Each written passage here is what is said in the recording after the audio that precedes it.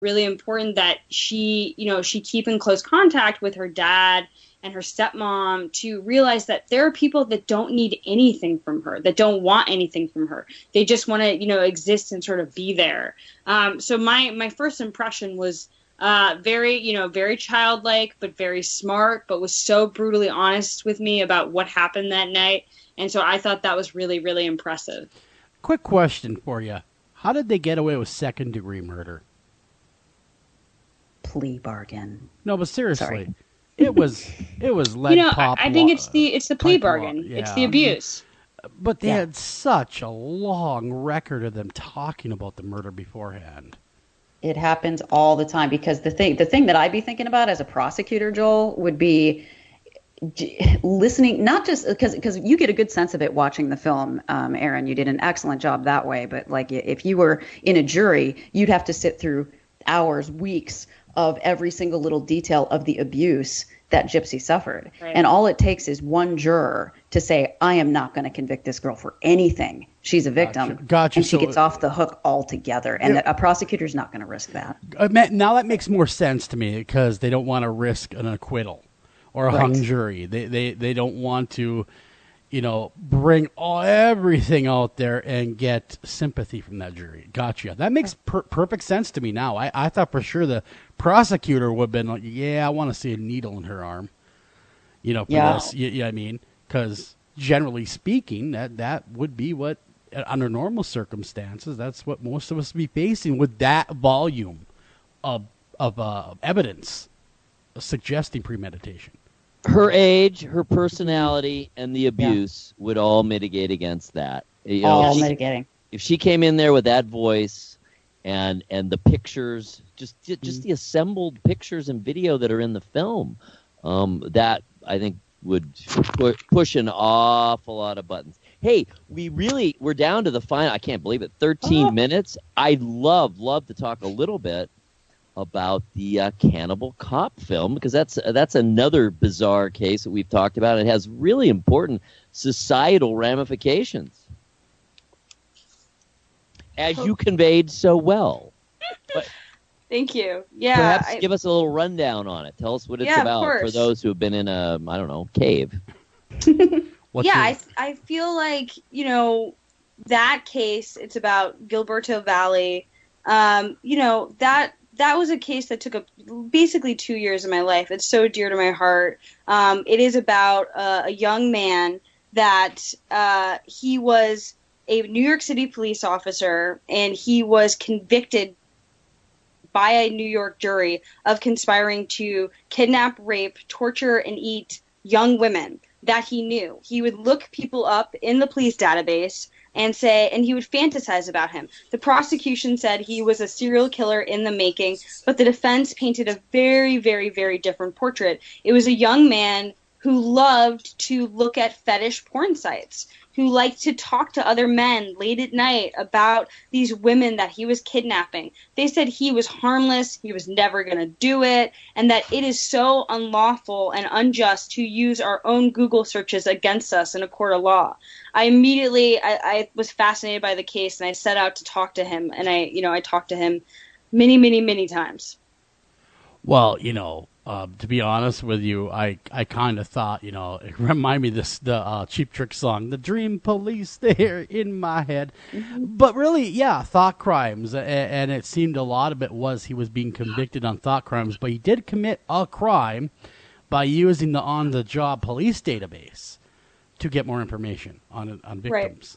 So that shouldn't have done that. Where the crime actually did lie more. But he got life, didn't he? He almost got life because, everyone kind of knows the story now. In fact, he's been on multiple radio interviews, and he's talked about the ordeal. But, the thing of it is Eric, we'd be so screwed if someone looked at our computer. Getting ready for True Crime Night. Oh, my God. So would Rob Zombie and Stephen King. And, come on. Yes, definitely me. Oh, my God, my computer's full of this stuff. A good friend of mine that happened to be a former military policeman was over, and we were watching the documentaries together, BS, back and forth. He's retired now. And he says, here's the deal is that would be like Stephen King being convicted of every murder he ever wrote about. Exactly. It's ridiculous. A very dangerous precedent. Yes. Yeah. Yeah. And it's what people fear most too. I think it didn't help that he was a cop, right? Because we expect our cops to be a certain way. They're supposed to be infallible. They're not supposed to have any of these urges or thoughts, and you want all that sort of kept private. I mean, there were just a lot of things going against him that were incredibly unfair. But I'm pretty sure that must have played a part in people's fear. And it's just that we, as a society, could not understand why somebody would have these thoughts. And I really wanted the film to be sex positive. I never had anyone say that it's wrong and it's terrible to have these thoughts. We can't control what our sexual proclivities are. Gil Valley couldn't control that. Did he feed into it? Did he make it worse? Some might argue yes. But, I just don't think it's a crime to have those thoughts. Yeah, I agree. It's not a crime to express them either. Yeah, write them down. Talk to people about these fantasies.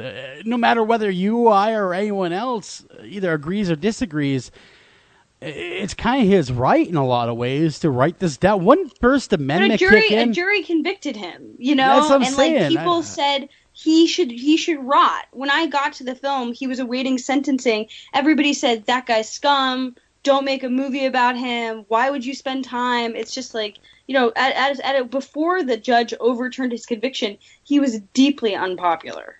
Yeah. Yeah. What did you find? Did you find him to be a normal, functioning, nice human being?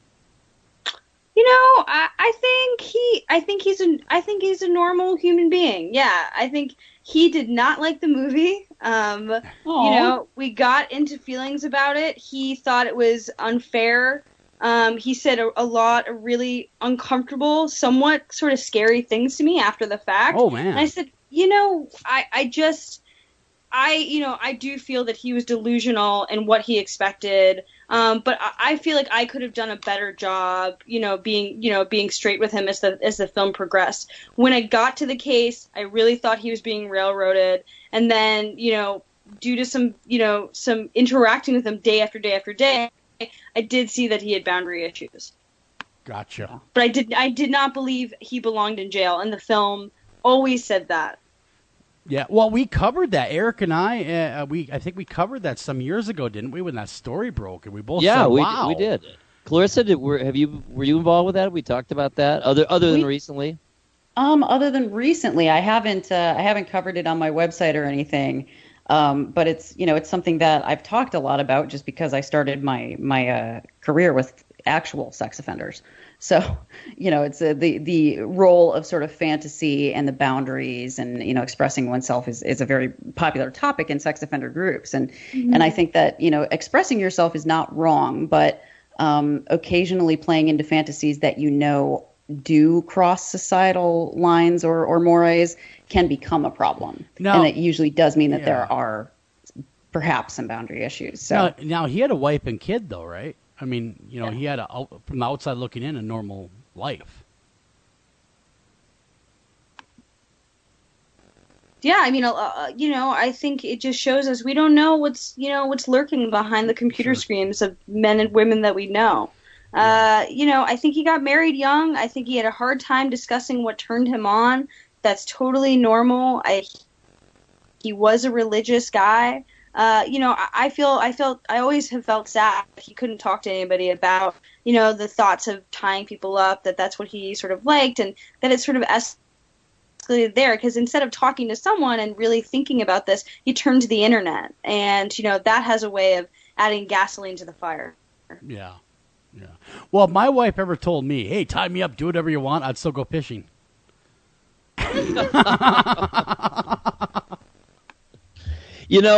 Just apropos of not all that much, kind of early on in the evolution of the internet, and I'm thinking kind of early OOs, I got involved really kind of doing research for a book a little before that. So I was actually using the internet back in the 90s as far as researching and whatnot. But as far as the sociological aspects or the cultural aspects, that was all kind of evolving and developing more in the early OOs. And I remember that a person's mind can really head off in any number of directions, including areas that you aren't even necessarily really that interested in. It's just kind of a passing whimsy. It's a passing curiosity. And what the internet has done is it has allowed passing curiosities to be very easily and readily researched. You got that search bar sitting there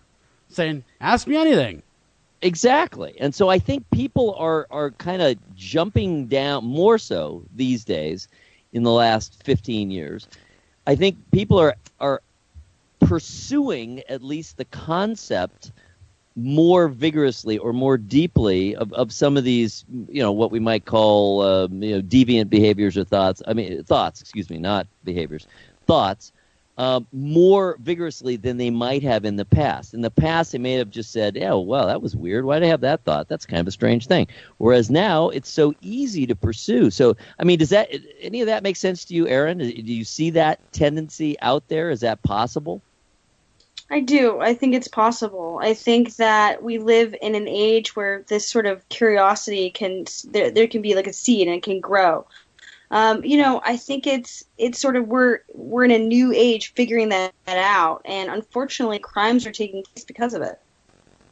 Yeah. Yeah, I agree with you. And so, you can, in a sense, see some of the fright, some of the fear that came from this case.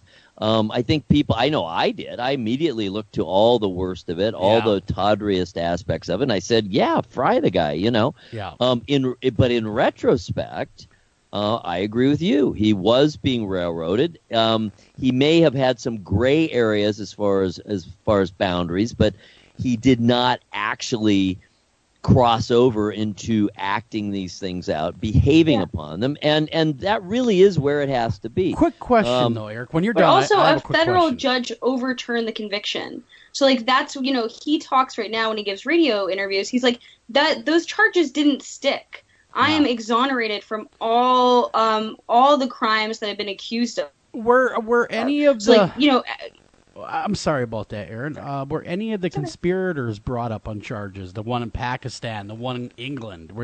Were they given the same treatment he was? Moody Blues in England was sought after by law enforcement. He was his name is Dale Bollinger, and he was convicted of grooming a child.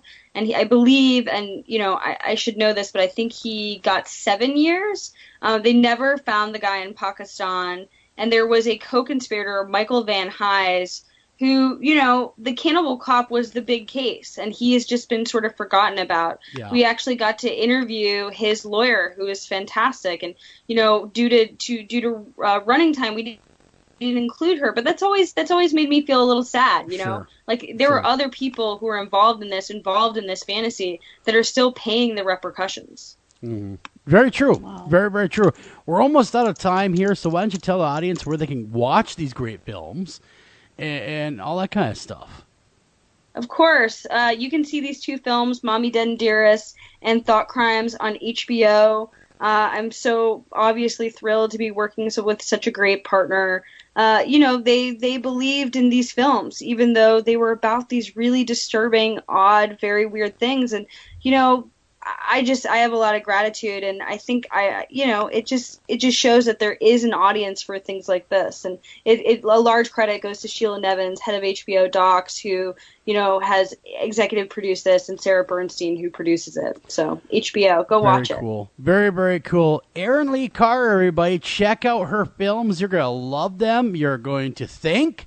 And you're going to want more when you're done, I guarantee you. On behalf of myself, Joel Sturgis, Mr. Eric Olson over there, and the beautiful and talented Dr. Clarissa Cole, thank you for listening to this edition of After Hours AM. And, man, wow, crazy, crazy stuff out there. But remember, if you think it, they cannot convict. Thank you for listening to this edition of After Hours AM. And please remember to like us on Facebook and also follow us over on Twitter.